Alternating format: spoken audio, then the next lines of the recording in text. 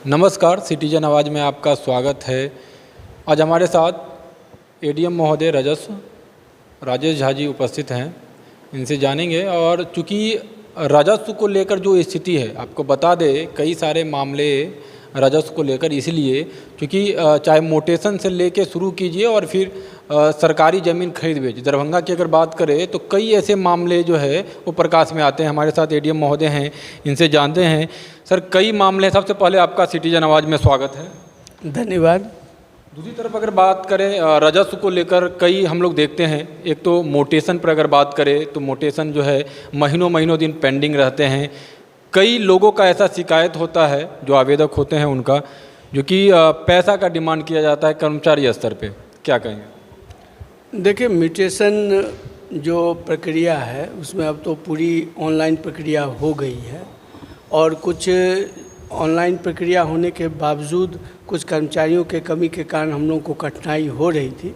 लेकिन राज्य सरकार के द्वारा जो है सो पर्याप्त संख्या में हम लोगों को राजस्व कर्मचारी दे दिए गए हैं। कुल इस ज़िला को 189 राजस्व कर्मचारी दिए गए थे, जिसमें 165 लोगों ने योगदान कर लिया है और 157 को हम लोगों ने नियुक्ति पत्र भी दे दिया है। और वे सारे जो हैं सो आचार संहिता के मद्देनज़र हम लोग परमिशन भी मांग रहे हैं और यथाशीघ्र परमिशन मिल जाने के बाद हमको लगता है जो एक सप्ताह में सारे कर्मचारी अपने अपने अंचलों में पदस्थापित हो जाएंगे। और इस हिसाब से प्रत्येक अंचल में जो पहले से कर्मचारी थे उनके अतिरिक्त जो है सो 8 से लेकर 10 कर्मचारी सभी अंचलों को मिल जाएंगे। तो जैसे ही ये कर्मचारी मिलते हैं तो हमारी जो राजस्व का जो ये गति था कार्य करने का, तो वो सारा दूर होगा। साथ ही साथ जो खामियां आ जा रही थी तो वो भी दूर होगा।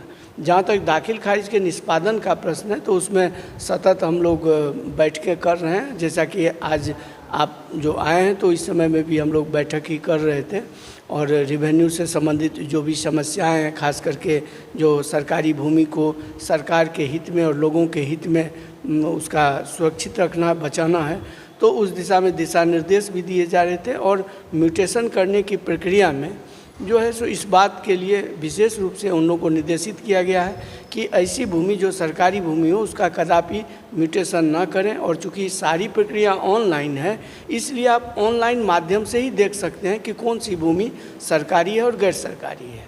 साथ ही साथ वैसे सारे सरकारी भूमि का जो कि छूट गए थे रोक सूची से, तो उनका भी हम लोग एकत्रीकरण कराना शुरू कर दिए हैं और लगभग 10 अंचलों से हम लोगों को रिपोर्ट भी प्राप्त हो गया है, जिसमें बहुत सारी सरकारी भूमि का डिटेल आया है, उसको हम लोग रोक सूची में डालने जा रहे हैं। तो इससे जो अवैध जो खरीद बिक्री की जो समस्या आ रही थी वो भी दूर हो जाएगा और राजस्व कर्मचारी के मिलने के कारण हम लोगों का जो भी यहाँ के लोगों की समस्या है वो सारी की सारी दूर हो जाएगी। अगर बात करें, आपने कहा जो कि चूँकि जो समस्या है वो मैन पावर को लेकर है, जो हो रही है और जल्द ही ख़त्म हो जाएगी। आवेदक को लेकर क्या कहेंगे? अगर इस तरह के पैसा का डिमांड लगातार हम लोग जो है खबर भी चलाते हैं, कई बार हम लोग की भी कर्मचारी से बात होती है, सीओ साहब से भी बात होती है, दाखिल खारिज में क्या पैसा लगता है? क्या इस तरह की कोई प्रावधान है? दाखिल खारिज में एक पैसा भी लगना नहीं है, बल्कि उसके लिए डॉक्यूमेंट्स जो है सो जो भी वांछित डॉक्यूमेंट्स है बिहार दाखिल खारिज अधिनियम 2011 में स्पष्ट रूप से प्रावधानित हैं और लोगों के लिए भी यह अधिनियम सर्वसुलभ है, नेट पर उपलब्ध है।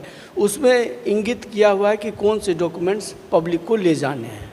तो थोड़ी जो है सो समस्या, जहाँ कहीं भी पैसा का लेन देन का समस्या आता है तो उसको हम लोग गंभीरता से लेते हैं और उस संदर्भ में जो है सो स्वयं उसकी जांच भी करते हैं। कुछ हम ये चाहेंगे, जो पब्लिक को भी यह संदेश आपके माध्यम से देना चाहेंगे कि उस अधिनियम के अंतर्गत जो वांछित डॉक्यूमेंट्स है उसको यदि वो लेके जाएंगे तो अनावश्यक उनको गुमराह नहीं किया जाएगा। और यदि वो सारे डॉक्यूमेंट्स रहने के बावजूद यदि कोई अंचल अधिकारी के स्तर से गुमराह किया जाता है तो वैसे अंचल अधिकारी के विरुद्ध हम लोग कड़ी कार्रवाई करेंगे। तो इसमें थोड़ा पब्लिक को भी सचेत सजग रहने की आवश्यकता है और सरकार जो है सो इसके लिए सतत प्रयत्नशील है और हम लोग सरकार की जो मंशा है उसको 100% 100% धरातल पर लाने का प्रयास कर रहे हैं। और जो भी शिकायत समस्या लोगों को दाखिल खारिज से संबंधित रहेगी उसको यथाशीघ्र दूर कर दिया।